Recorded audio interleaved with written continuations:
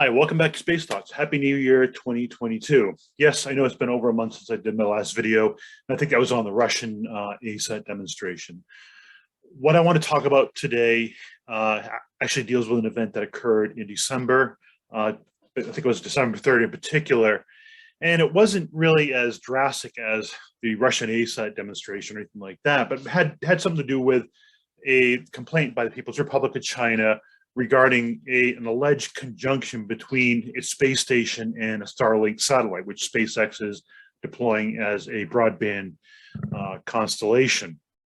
So I'm going to go right into this. And basically what the PRC did is they created basically a filing for the UN. Now, under the UN system, under the Registration Convention in particular, there are requirements to file information on space objects that are registered to a state. In other words, what the space object was, what its orbital elements are, et cetera. And these are consistent filings. In fact, there's a register of space objects you can access on the internet at the UN Office of Outer Space Affairs website. And that basically has a listing of all the filings. This one is different in the sense that it was actually addressed directly to the Secretary General.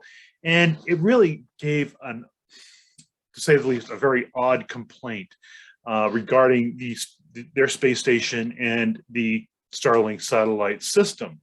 So basically what happened is it complains of two incidents that occurred in orbit between Starlink satellites and the Chinese space station.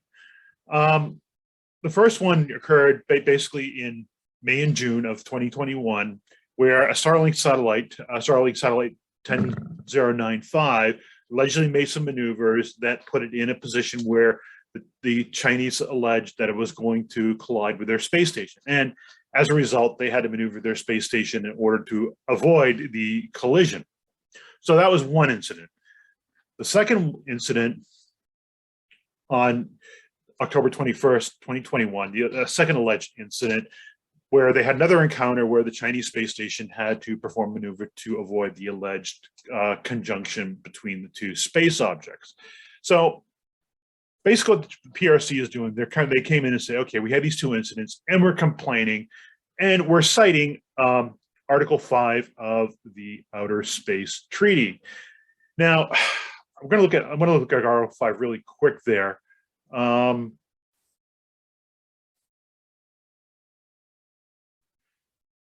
And in particular, what the Chinese complaint is based on is paragraph 3 of Article 5. State parties to the treaty shall immediately inform the other state parties to the treaty or the Secretary General of the United Nations of any phenomenon they discover in outer space, including the moon and other celestial bodies, which could constitute a danger to the life or health of astronauts.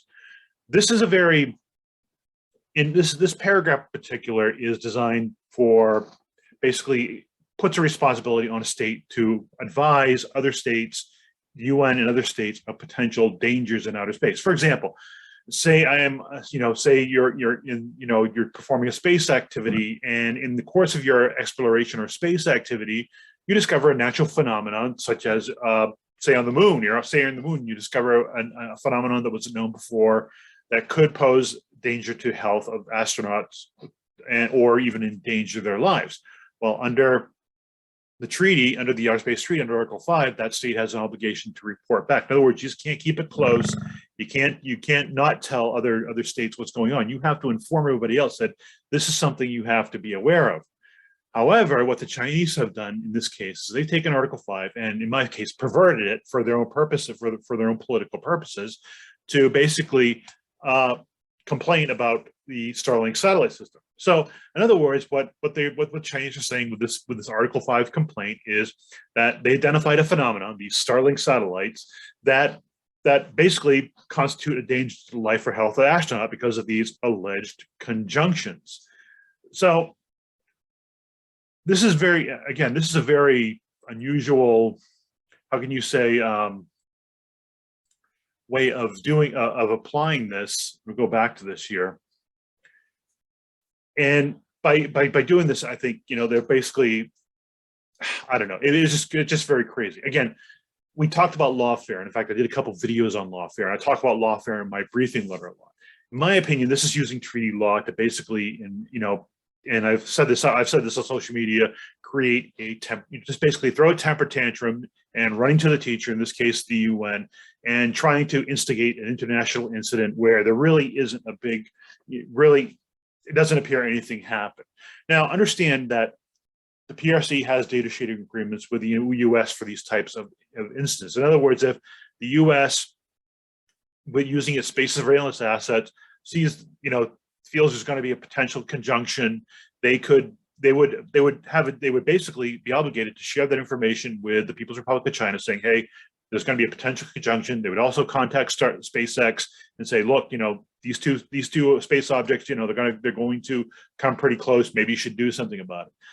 But in this case, it doesn't appear that happened. And this goes back to the response of the US, the State Department in particular, which basically said, no, on those particular dates, we didn't identify any potential conjunction, collision, what have you, between the Chinese space station or in Starlink satellites. So, the big idea is, did this really happen? The way it's looking, it really didn't. So this looks like it's just being a reason to stir up trouble. Now, notably, the State Department is going to apparently communicate directly with Beijing on this instead of going through the UN and actually talk about this in earnest. Just looking at this further here, in accordance with Article 6 of the treaty, state parties to the treaty shall bear international responsibility for national activities in outer space, including the moon and other celestial bodies, whether such activities are carried out on by governmental agencies or by non-governmental entities, and for assuring that national activities are carried out in conformity with the provisions of this set forth in the present treaty. So in other words, they go in after they make this complaint, for lack of a better term, they go and cite Article 6 and say, this is, SpaceX is a non-governmental entity under the jurisdiction of the United States.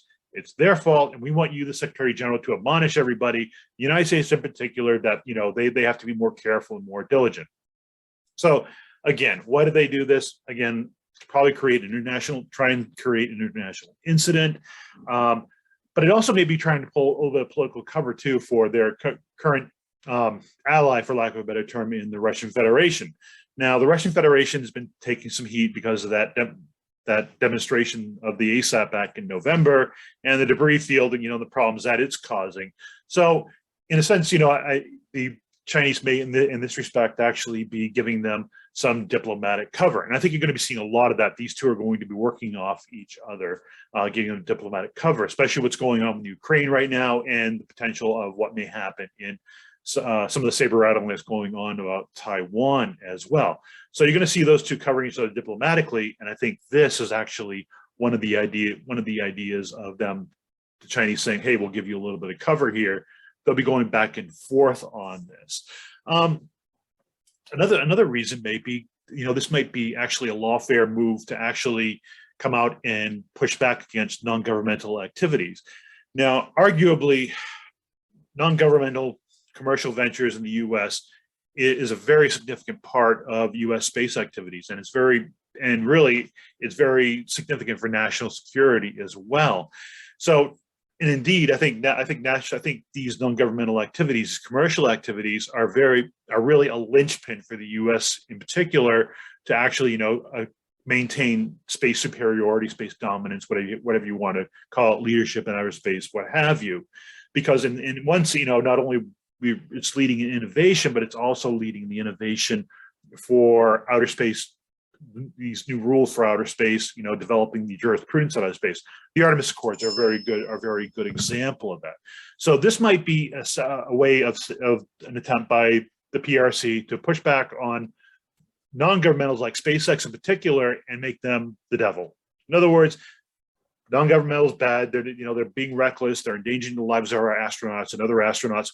We want the whole world to know that these activities are bad.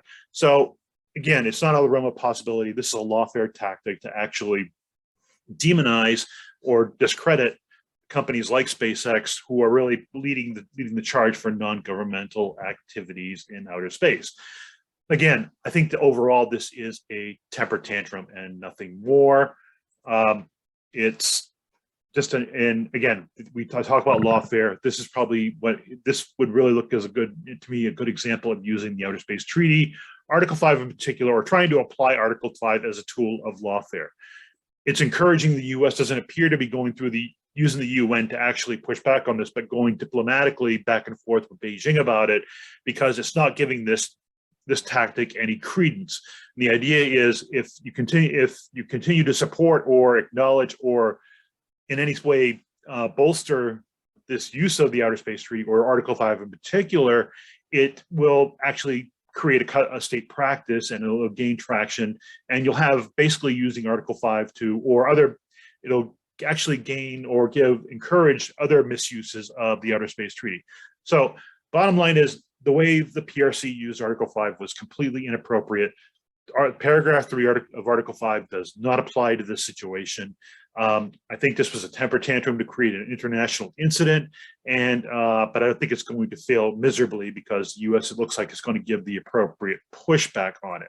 So my expectation is in the future you may see more of this, more attempts to use international law like this to push back on the U.S. and its allies.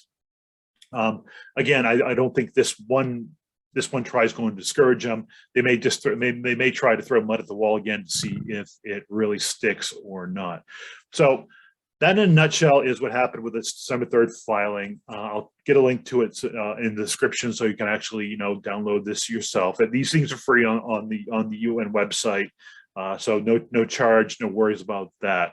But again, you're going to see a lot more, I think, like lawfare tactics like this as time moves on, especially in 2022 as things progress.